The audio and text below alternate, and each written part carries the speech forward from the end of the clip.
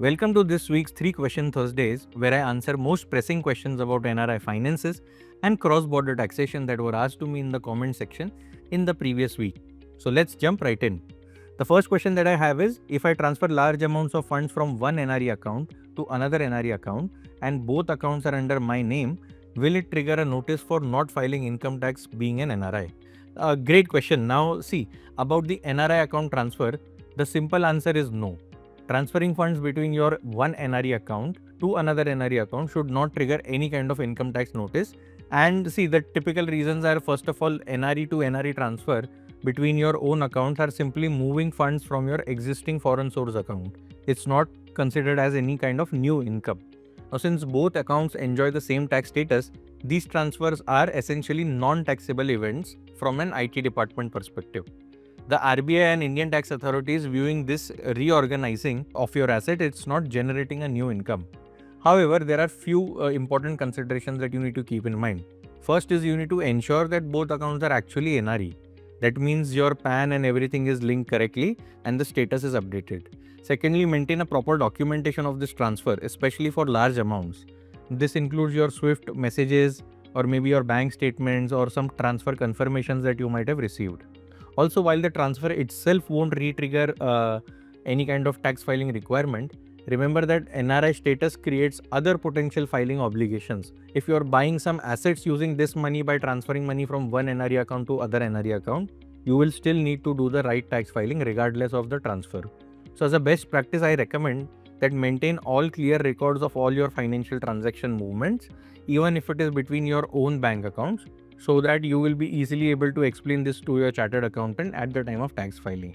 The second question that we have is, if we start investing into mutual funds from our NRE account and after 5 years when I remove these funds, will there be any taxes, as what I heard that NRE bank accounts are tax free for NRIs? Again, this is a common confusion for many NRIs, so I am glad you asked this. Let me clarify that tax treatment of mutual fund investments for NRIs are pretty straightforward. While your NRE account balances and interest earned on your NRE fixed deposits are tax free in India, investment made from these accounts follow a very different tax rule.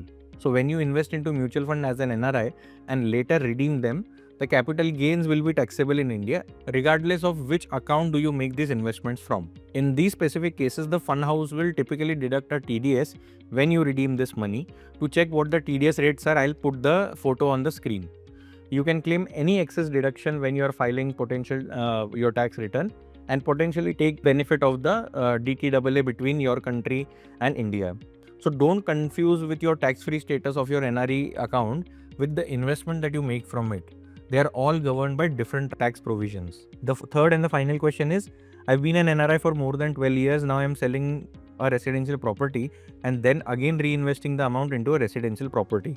So my first question is do I need to pay taxes on the capital gains on the property, and will there be any TDS deduction since I'm putting all the money back into a property?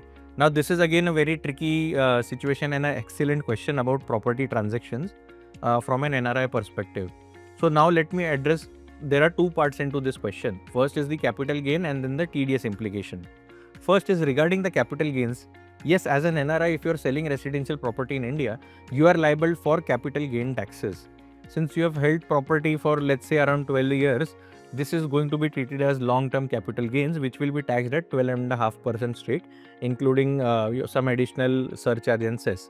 However, you can claim exemption under Section 54 of Income Tax Act if you plan to reinvest all the proceeds again back into a residential property, assuming that you don't have more than one. Now, the new property must be purchased either 1 year before or 2 years after selling the original property. Now, about the TDS part, despite the potential exemption of Section 54, the buyer is legally obligated to deduct a TDS of 12.5% when purchasing a property from an NRI.